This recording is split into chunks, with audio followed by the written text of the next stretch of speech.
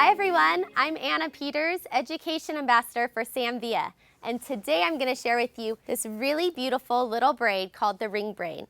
And this is going to give us this beautiful detail that follows along the round of the head to the back, pulling this client's hair away from her face and exposing all of her beautiful features. So the first thing we always do is start with the right product, and I choose Redken's Braid Aid 03 to give me a lot of slip when I'm creating this ring braid. That's really important for this look.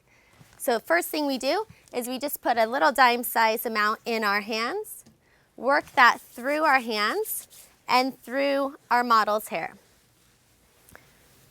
Just getting a nice even saturation through her hair. Now we're going to go into the front area with a diagonal forward section. And this section allows me to move this braid back and away from her face.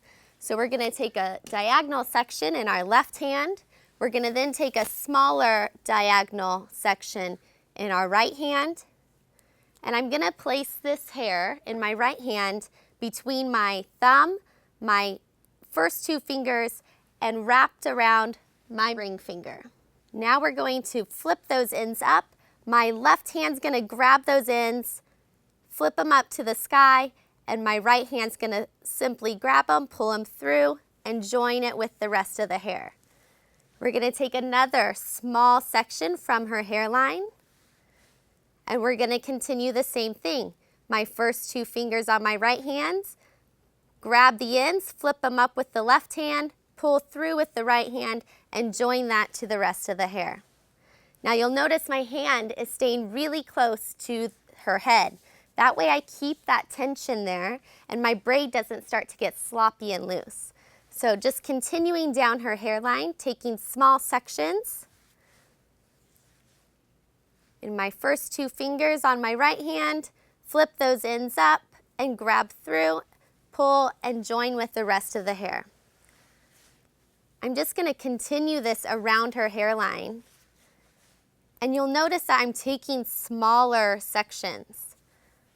If we took larger sections, that would be beautiful too. It'd just be a little bit fuller, a little bit more volume to the look. I like these small sections because it looks like little tiny rings that I'm placing in her hair.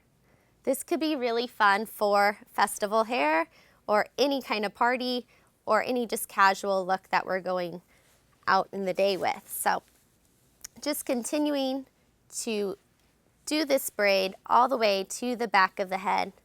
This will be my last section on this side. I'm going to just grab an elastic, secure these ends, and I'm going to continue the same thing on the other side. So you'll notice these little baby hairs around the face can be a little tricky, but I kind of don't mind if they fall out. It just gives it a more relaxed feel. So don't worry about it if any little hairs fall out. Just same thing on the other side, holding the hair in my left hand that's close to the hairline, flipping those ends up, reaching through, grabbing those and joining them to the hair that's in my right hand. I'm going to just continue this all the way to the center back.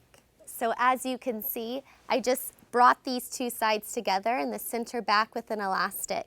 And from here, your possibilities are endless on how you would like to finish this look. You could take it into a ponytail, a messy bun, or chic chignon. So once again, the ring braid's super simple, taking diagonal sections from the face, working them back into the hand that's closest to the head, looping those ends through and just pulling it through like a knot. It's really simple, guys. I hope you enjoyed it. I'm Anna Peters, Education Ambassador for Sam Villa. Thanks for watching.